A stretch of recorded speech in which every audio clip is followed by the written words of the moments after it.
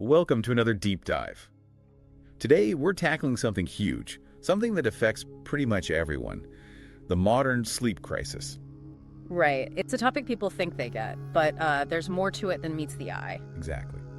So our mission today is to unpack why we seem to sleep less, maybe green less too, and what that really means for our health down the line. And here's the first surprising thing. We might feel really sleep deprived. Totally. I know I do sometimes. But some big global studies actually show that people in, modern industrial countries, they might sleep a bit longer than people in traditional society. Longer. How much longer? Maybe around 45 minutes more per night on average. Worldwide, people are getting just under 7 hours. Okay, hold on. If we're actually sleeping more, then how is that a crisis? That doesn't quite add up. Well, that's where it gets really interesting if you look at the bigger picture. Yeah. The real problem isn't just the total number of hours. It's what scientists are calling a circadian mismatch. Circadian mismatch. Okay, what's that? It means our internal body clock, the one evolved to sync with the sun. It's constantly fighting modern life. Like artificial light, weird schedule. Exactly. So our sleep timing, the quality of that sleep, and critically, our dream cycles, they're just out of sync with nature, way out of sync. So it's not just the hours, it's the kind of sleep we're getting, or maybe not getting. What about our dreams then? Right. Most vivid dreaming happens in REM sleep, rapid eye movement. Okay. Ideally, that should be about 20, maybe 25% of your night's sleep. And REM is important Well, because it's crucial.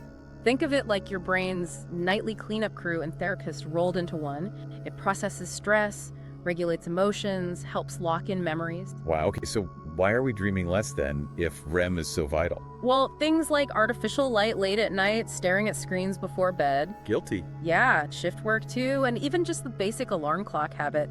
They all tend to chop off the REM sleep that happens mostly later in the sleep cycle, like in the early morning. Chopping off REM, that sounds bad.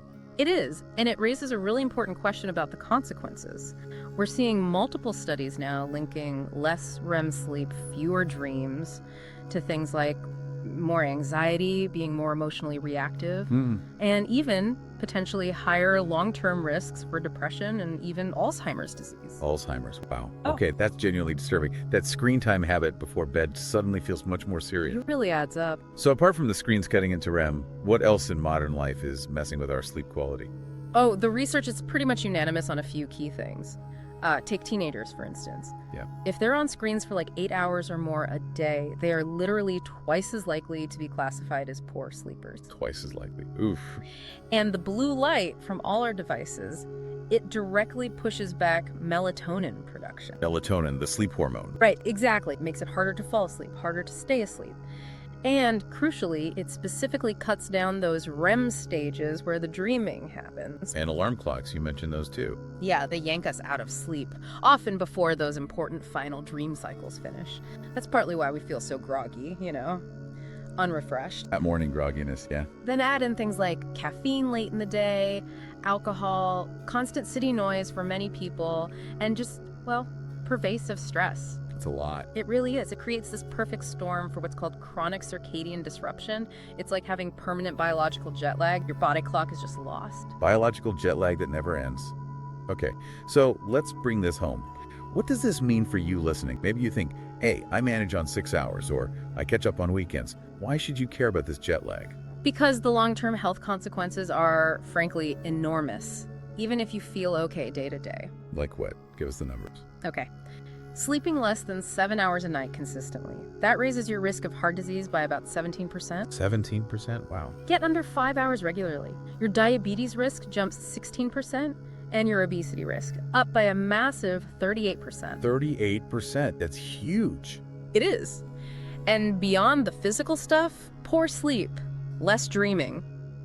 It's directly linked to more anxiety, more depression, higher rates of burnout. Mentally exhausting too. Definitely.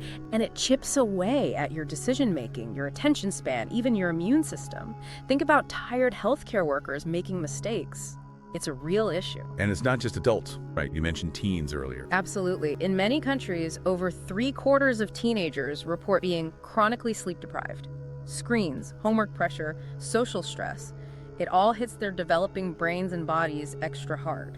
Okay, this sounds pretty bleak, but is there hope? Can we actually fix this? What does the science say we could do to, get our sleep and our dreams back on track. Yes, absolutely, there's hope. And the science offers some really clear, practical fixes. Think of them as ways to reset your biology. Okay, good. What are they? First, the obvious one. Limit screen time for at least an hour before bed. Use night modes. Cutting that blue light helps your melatonin and protects REM sleep. Makes sense. What else? Get bright daylight exposure during the day. Natural daylight, not just a dim indoor light. It's like the master switch for your internal clock. So get outside more. Got it. Third, try to keep a regular sleep schedule. Go to bed and wake up around the same time. Yes, even on weekends as much as possible. Consistency trains your body. The weekend lie-in temptation. Hard to resist, but maybe necessary. It helps stabilize things. And finally, make your bedroom a sleep haven. Really dark, cool, and quiet. Optimize the environment. Dark, cool, quiet. Okay, simple steps, but potentially powerful. Very powerful biological signals. So wrapping this up, it seems like protecting your sleep, and maybe especially protecting those dreams, it's just as vital as eating well or exercising. Exactly. It's not a luxury, it's fundamental. By prioritizing sleep, you're not just getting more energy for tomorrow, you're actively protecting your brain and body for the long haul. So here's the thought to leave you with. What one small change can you make starting tonight to reclaim some of that vital dream time and start resetting your own internal clock?